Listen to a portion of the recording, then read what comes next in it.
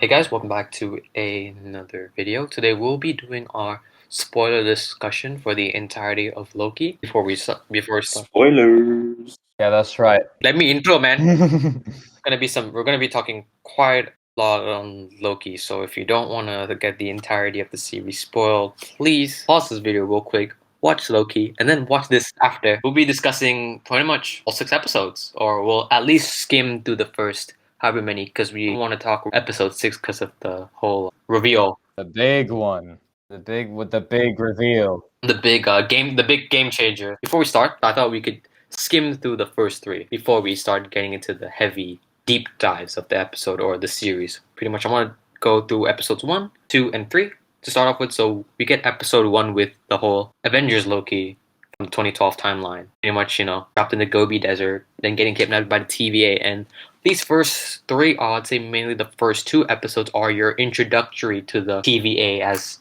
the series has introduced this time organization who's pretty much policing the timeline, basically. It was a strong start. Can I just say that the whole introduction to the TVA is awesome. Like he just goes boom, sees in suddenly. It's like, whoa, we don't know what's about. It's just great. What I liked about the TVA, and I like the setting and the way things looked, like it looked retro yet futuristic. You know, when they show you the outdoor view of the TVA where you see like the city, it almost feels like one of those futuristic paintings they just slapped on. That's what I thought. I was like, it looks like a retro painting. It uses a lot of oranges and kind of gray colors, and you never really see that's such a new color for MCU movies. I think there might be one sort of area in Thor Ragnarok where it looks a bit, but nothing is quite sort of bland but distinct kind of element of the TVA. Kind of highlighting the bureaucracy. Ooh, especially with those like the quote unquote timekeepers, those statues they have, because it's who the TVA, why they conduct what they do. It's because of these so-called timekeepers that believe in everything that happens must be in such a way. Did you guys hate the first episode because of the fact that it was more introductory, or more of like your crash course on Loki, basically? No, I think you need to do that. Well, I liked it. I thought it was really cool. I thought it was cool. You got introduced to a lot of new, really cool characters. The whole setting of the TVA was awesome. And Mobius is a great character. One thing I have wrong about Mobius is he didn't say wow. He did not say wow. Yeah, he didn't say it. He could have said "ow, ow," and when he was getting pruned, "ow," like that. I was hoping he would have said, put it not a wow, but a ow. I was hoping that he would see like all the Loki variants and he'd go, "Wow, Wow. We'll get to the Loki variant one, but like I really love the fact that it's so weird. We get a court case against Loki because he's Yeah. not supposed to be in the timeline, or he's not supposed to escape the 2012 timeline. He's really confused. Yeah, because it's like Loki's like, "Who the hell are you guys? Why y'all arresting me? I'm Loki, for God's sakes!" And they're like, oh yeah, you believe so? Yeah, we'll bring you to the TVA." Yeah." It's like a slap on the face. Literally. Yeah, did anyone go like? Because I remember watching, I was like, yo, they're lingering on this a bit too long. Is there like something I'm not catching? But then you realize they put him in slow motion just to like kidnap him, or at least like seize him. It was cool. It's really cool because you're like, oh my god, okay, they're doing it slower, and then they walk past at normal speed. Yeah.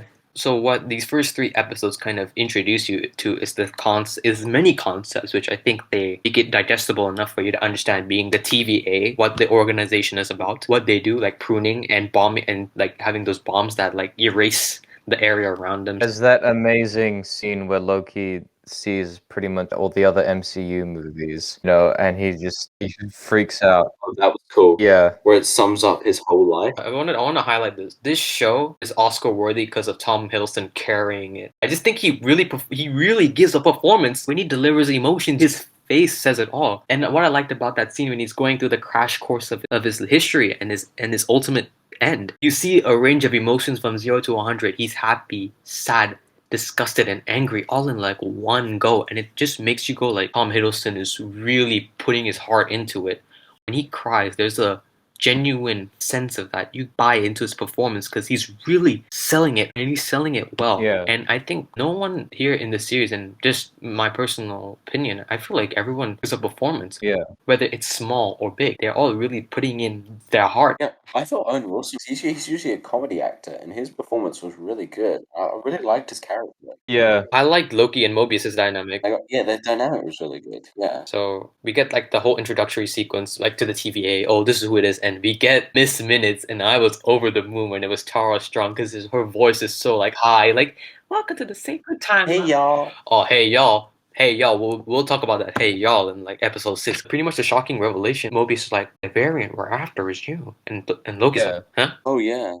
So episode 2 then goes into it's when they get they're finally grooming Loki into the TVA. Wait, can I confirm? It's the one where they go to the storm shelter. Yeah. Yeah, the rocks cart one. Yeah. Yeah, that one. Yeah. I like the fact that it shows how the TV, like even so, what I think in episodes 1, the shocking revelation that Casey, the one of the workers that had like a cabinet full of Infinity Stones, and it's just meaningless in this realm of the TVA. Oh yeah, that was cool. It was cool to see how like it's evolved. A year ago, Infinity Stones meant so much, and now they don't. Yeah, and I think that's symbolism because of the fact, like, you know how a drawer is meant to like open and close things. When Loki like opens that drawer, is what was before, but now having to accept it now, like closing the door on a chapter, basically. I'd love to see Thanos in the TVA. Nah, no. Okay, don't get me wrong. I like Thanos, but I feel like what I like about Loki is setting up how we can go and explore anew. I just think it'd be funny seeing Thanos reacting to the Infinity Stones. Episode 5 or 4, Mobius does mention they've arrested titans and vampires. That's a Blade reference right there for you guys. The second episode I want to remember is just more or less like Loki becoming TVA. And then we get like the little like cool shot before they go into the time bombing races. He gets shown all the different variants of him, and then one of the variants is of him winning like Tour de France or something like that. That was funny as hell. Wait, really?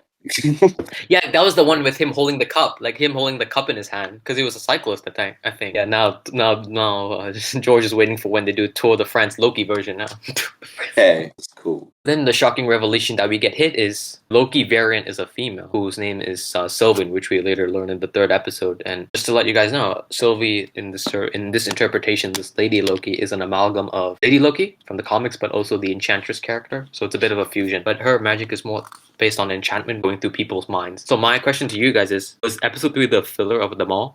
I definitely think it's the weak point. I think it's just sort of setting up the relationship. You know, it's just kind of nice to have some one-on-one time with Sylvie and Loki. I don't think it's a terrible episode. I think when you compare it to especially the last 3, it just kind of falls short, to be honest. I thought it was really cool. Oh, really? Oh, cool. Yeah, it was one of my favorite episodes. I really liked it. It wasn't trying to evolve the story, it Yeah. was trying to evolve the characters, which was really nice because we had 2 episodes of like throwing stuff at you, going, here's a bunch of cool stuff. Yeah. And then it was cool. It was a moment to like sit back and watch these characters interact with each other. Yeah, it is a nice sort of break from all the plot-heavy stuff. I will say this is one of like, I mean, even though it's a weaker episode, I think it's still a passable episode compared to like something like your Bad Batch where you don't know if they're gonna hit or they're just gonna completely miss. One episode could be good, one episode can be literally just filler. What Loki does better than Bad Batch is it can still be a good filler episode where they give you crumbs of the next story to come ahead, but still be a good side adventure. So now we segue into episode 4, 5, and 6. Now this was when they flipped you over the head because like this was where the series really takes a turn. Because you thought this whole series was just going to be the Owen Wilson and Loki detective show, but no. Besides the Sylvie reveal, right? It's like the fact that in episode 3, Sylvie reveals that people at the TVA are just variants. The TVA just kidnaps or the timekeepers kidnap. I was going to say the Loki being bi one was going to be that shocking revelation of the episode 3, even though I'm not surprised Loki's bi. Wait, when was that? It's like I knew about it. Yeah, it was in episode 3. He says I've experimented with like men and women. I think that's fine. I mean, look at Norse mythology. I mean, Loki, he gives birth to a snake and a wolf. I mean, yeah, Loki was Yeah. weird in Norse mythology. So if you think him being bi is like a complete betrayal of the character, oh brother, them Norse, man. You ain't seen nothing yet. I think people are like I don't like the over exaggerated actions where people are like literally dying on the floor because Loki finally announced that he's bi. I think it's fitting. I mean, for me, it didn't really come as a surprise because I mean, it's kind of Loki. Okay, you're bi. I mean, not that like no one saw it from a mile away. It's just like It's just a line. It's a line, yeah. It's a throwaway line, yeah. That doesn't mean it's bad. I'm not saying it's bad. Like I'm saying as a strength to the show. They don't have to overplay that. They don't need to show him kissing another man or woman to prove the point. It's just a subtle dialogue where it gets the point across where I am bisexual. Yeah, he doesn't go on the show. I'm so bi. Guys, I've been bi this whole time. I want to talk about episodes 4, 5, and 6 because they really shift, like completely shift. Because we get this whole drama. The TVA ain't really the TVA. There's a higher power at play, and we're really trying to figure that out. We figure out from episode 4 that, okay, Sylvie and Loki get kidnapped, right? Loki experiences this hell loop where Sif returns after how many movies? Like, last one she appeared in was Dark World. Like, that's the one I can remember her. Yeah, for a cameo. That's a really cool reference to Norse mythology there, because in the mythology, one of Loki's big stories is that he cuts Sif's hair, and that annoys Thor. And so it's obviously different in this one. I mean, one of my big complaints with the way they were doing Loki in the MCU is that they were ignoring the Norse mythology behind him, which is what makes him kind of an interesting character. And I'm really happy that they're just, they're acknowledging it. That's true. That's true. We kind of get the whole like Sylvie helping the TVA, some of the TVA members, like the B-15 character, realize her true memories outside of being like the TVA servant. And then, man, like the scene that got me the most was Loki and Mobius in that room before he sends him on the hell loop again, when he's like, the only person you're lying to is yourself. And then for a minute, Mobius, it dawns on him for a minute, because he's like, is what I'm really doing truly real? Is it just a figment of my imagination? But then we forgot to mention the elephant in the room, Ravonna, because she's like pretty much integral. Yeah, she's Judge Judy, not Judge Judy, she's Judge, Jury, and Execution. I mean, her character serves connective tissue to the reveal, because Ravonna Renslayer is her name. Renslayer, like, and that has ties with the character, which we'll discuss. We don't want to jump to the horse immediately. Throughout the series, when you get those moments with Mobius and her, with Renslayer, they show like how Mobius is the guy who's doing his job, right? But you show how someone like Ravonna is so devoted to the cause, and she's willing to do anything, even cover up the fact that when you get the news that one of the agents got killed because of quote-unquote Sylvie's mind trick, but it wasn't because of that. It was actually because the TVA wanted to execute the actual agent, because they might know too much, because of the fact that they're now starting to realize they're all variants just being plucked from different timelines just to serve the TVA. And we finally get to meet the TVA. Quick little action sequence, and Sylvie just chucks the sword and she decapitates one of them, but then you realize they're goddamn fake. Who's actually behind the curtain? These are all fakes. These are pretty much animatronics or robots. Before Loki can say that one word he just wanted, because Loki and Sylvia are now starting to adopt feelings for each other. Ravonna just prunes him to the friend zone. And not kidding, but we finally get the first post-credit scene, which is the Loki variants. We'll be diving into episode 5, Journey into Mystery, which is one of the titles for one of the Marvel comics, Journey into Mystery, which I think Loki's made several appearances on. Yeah, it was the first little mini-series or something. It was an anthology, I think. And that's where Thor and I believe Loki were first introduced into Marvel. So it's a cool little nod, especially because you get classic Loki as one of the variants. Yeah, that was cool. Is Alligator Loki like a serious character? Like, is that an actual person in the comics? No. Oh, Alligator Loki, I think, is just something new that Marvel created, because there is like the whole Marvel Animal Avengers, like for the kids and all that, but I don't think Loki was an alligator in that. So this is an original take, I think. We get one of, if not the most Easter egg heavy episode. Every scene we get, you spot something new in the background, like UFOs.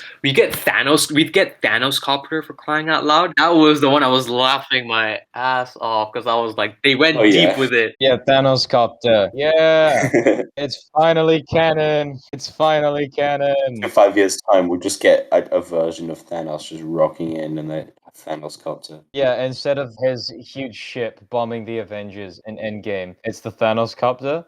They could do an alternate timeline where the Thanos from the post-credit scene of Avengers is the one that rides the Thanos copter instead of the CGI Josh Brolin Thanos. That would be so good. That's just my end of it. But this episode was so Easter egg heavy. They did the President Loki thing, which, okay, there's a few things I like about this episode. One being it's Easter egg heavy, so it's one for the fans, right? But I think one of the weaknesses of this episode was the fact that certain characters were really underutilized, and some were actually really had a good spotlight. Like, I think some characters really had the time to shine. Like the boastful Loki, I felt like he was really underutilized. Yeah. And the marketing for President Loki, I mean, that's a bit of a downfall, because if you were excited to see President Loki, I mean, I'm like, you will not like this episode, because he's dispatched up quickly.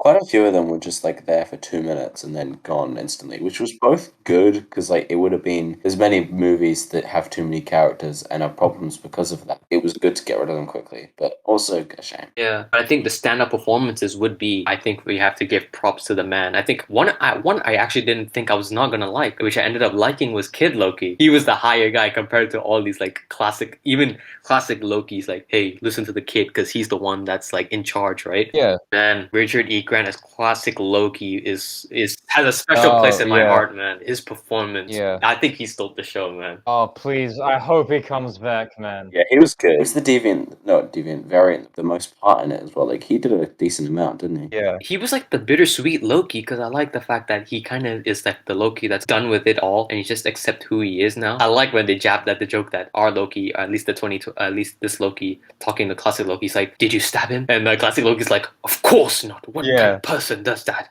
I cast an illusion." Yeah. Like, and even Loki's like, "Damn, I could have done that." Like, it was that like little joke at the fact that Loki didn't really need to do that with this series, right? They're showing that Loki, our Loki, Tom Hiddleston's Loki, his magic abilities are a bit dormant, but they haven't been fully unlocked yet. But through the classic Loki, they're showing that Loki can realize his full potential if he knows how to harness his magic. This episode is just so Easter egg heavy. You get a yellow jacket helmet, you get the Dark Aster, you get a Living Tribunal reference. There's like the three-headed statues, which I thought was pretty sick. The Kang Stark Tower statue. Yeah. Pretty cool. Alioth, I guess, is a big Easter egg because it ties into the big reveal character. Can we talk about Frog Thor, Throg? Dude, I was so happy. Oh, that's right. Yeah, he was in it. Oh, Thorfrog, yeah, he was a good cat. He was in the can and he was trying to reach for the Mjolnir. Interesting fact. They actually did bring back Chris Hemsworth to do the grunting. They did confirm that. I could just imagine Chris Hemsworth going, what am I doing? We need you to grunt into the microphone, Chris. Yeah, just once. We could have gotten anyone else to do it, but we've decided to get the original actor to do it. Yes, you're a frog in this one. You're stuck in a jar. So you're trying to break out of the jar and get your little Mjolnir, but you can't quite break out because you're underground. I wonder how much Marvel paid for him to do that.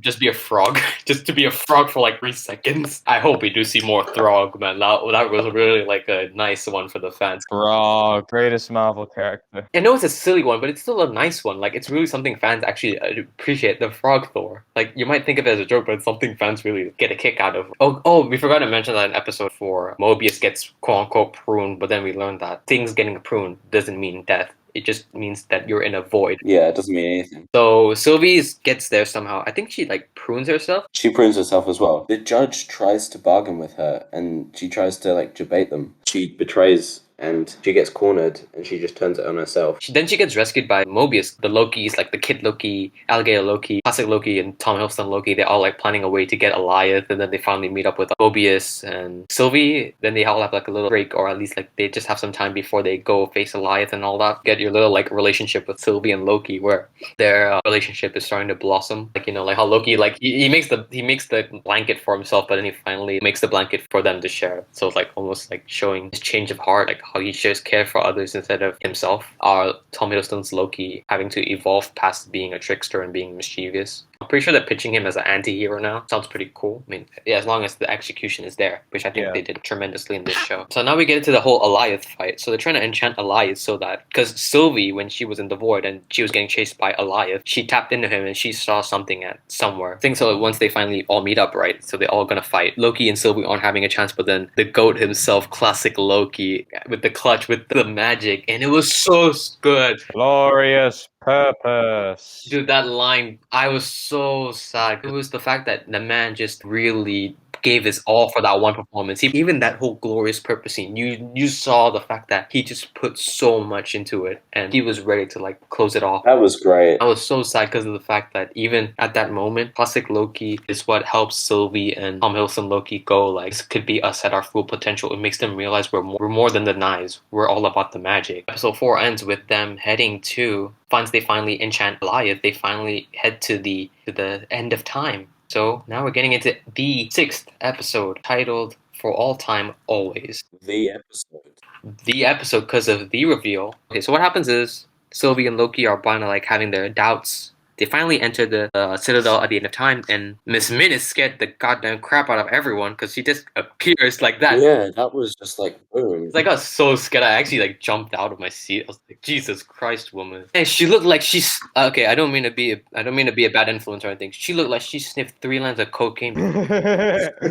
Yeah, she was a weird. Well, not a weird inclusion, but an unexpected inclusion. But she hyped up he who whatever his name is. She hypes him up though. And the thing is, I remembered when she says "He Who Remains," and everybody kind of speculated if it's not going to be a Kang, they're going to do "He Who Remains," and everybody kind of.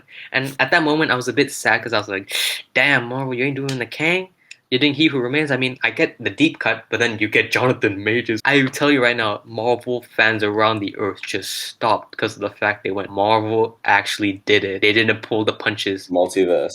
They didn't just do the multiverse, they did Kang, or at least the variant of the He Who Remains. That's what the thing I liked about this show. They don't hold back. If we're gonna do something, we do it. The Kang reveal, I like the fact that it wasn't a Ralph Boner or a Mephisto. Even like certain episodes, like or at least like some Easter eggs from previous episodes of Loki, you see the sprinkles or at least the peppered Easter eggs for Kang's ultimate reveal in episode 6. That makes you Yeah. go, I see how he's the reveal because they set up this and this, which has led to this. Especially with episode 5, like the Kang Tower, it sets up Kang. Can't like there's no like other option. It's Kang, and I like the fact that Marvel committed to that. It really committed to doing Kang, and I appreciate that. Jonathan Majors just steals this whole episode just by delivering lines. There's not a lot of fighting. Yeah, for sure. I know that, but I still like the fact that this was an episode that wasn't so action heavy.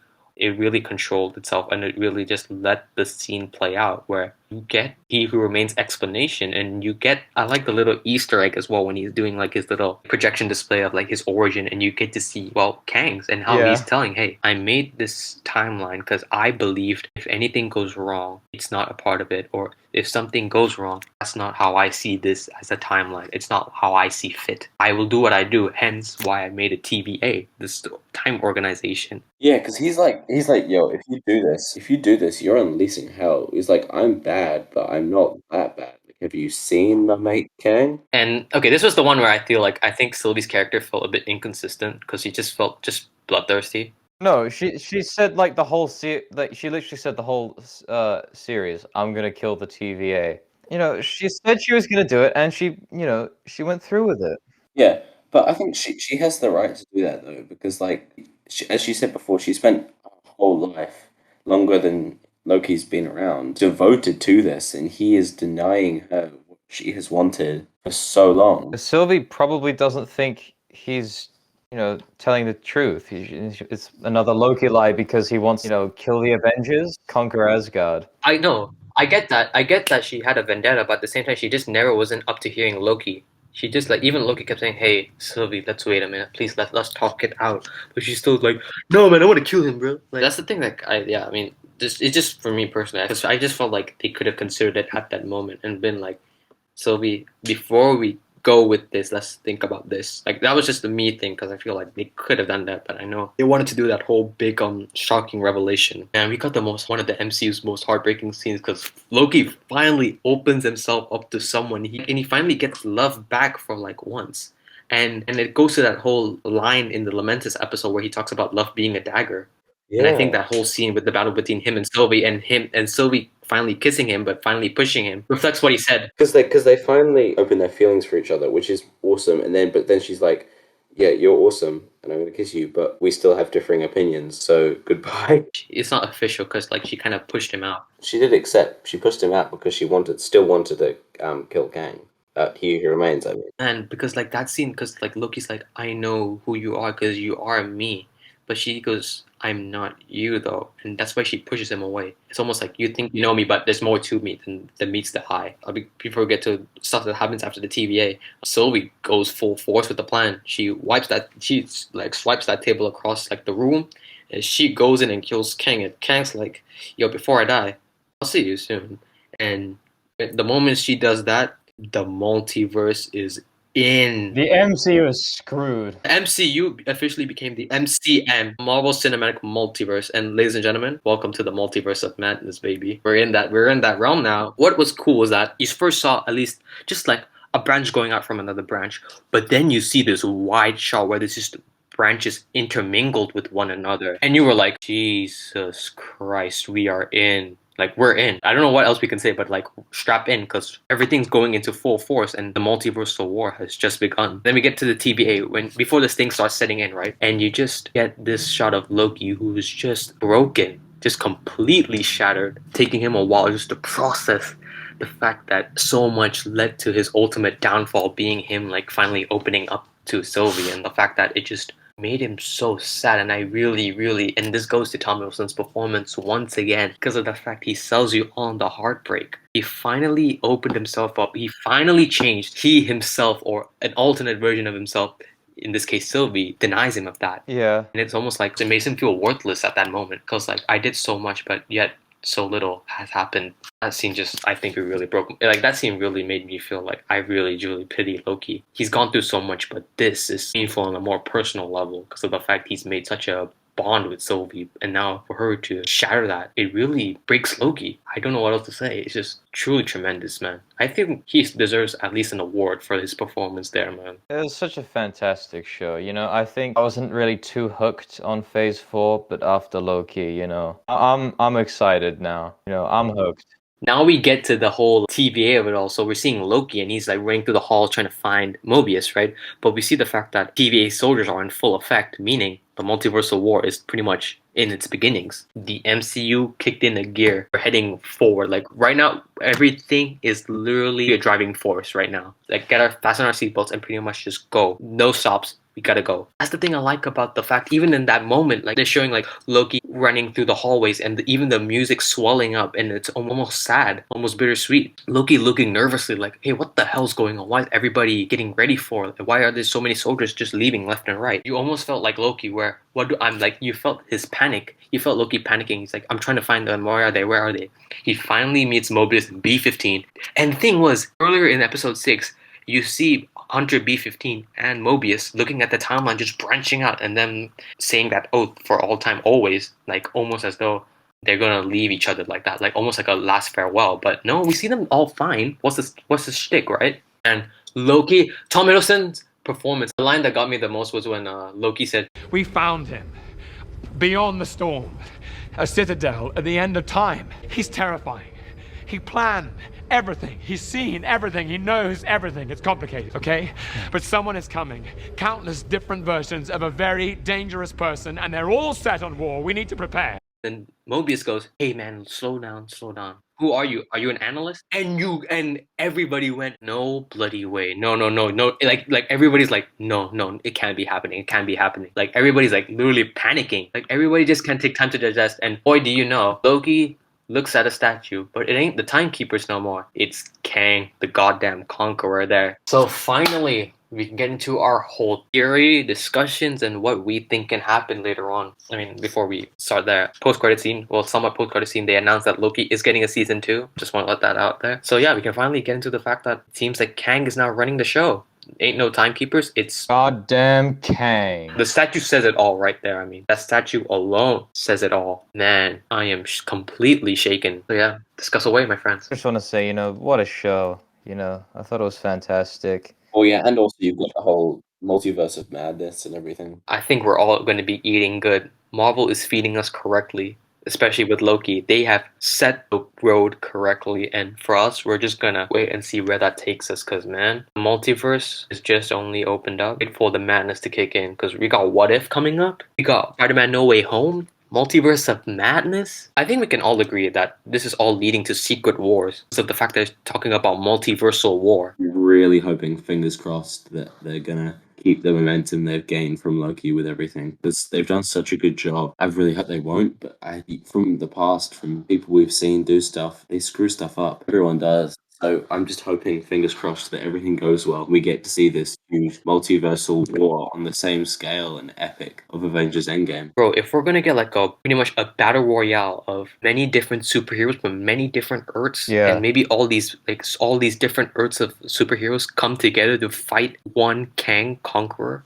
Ladies and gentlemen, we're gonna get another great phase once again. I think we're gonna get an even better phase. If we thought Infinity Saga was the light mode, Marvel told us, hey, strap on. This is the hardcore mode right here. We're not pulling the punches, we're not pulling the stops. We're heading somewhere. And when we do, it's gonna be awesome. And you can believe us on that. What I think Loki opens up is one of three things: multiple timelines, multiple Earths, and alternate versions of one same character. My whole headcanon, or at least I have a few theories. So one is being for the What If show. It's a new theory I kind of concocted because after seeing episode 6 of Loki, multiversal war. And what is the multiversal war about? He Who Remains told us that The multiversal war is of himself fighting alternate versions of himself, basically, of other alternate Kangs. How do we combat that? If we've seen the What If show, we can see that the Watcher, or at least alternate versions of our beloved superheroes like Captain Carter, are recruiting. What if the Watcher is recruiting these alternate versions of superheroes like your Dark Doctor Strange,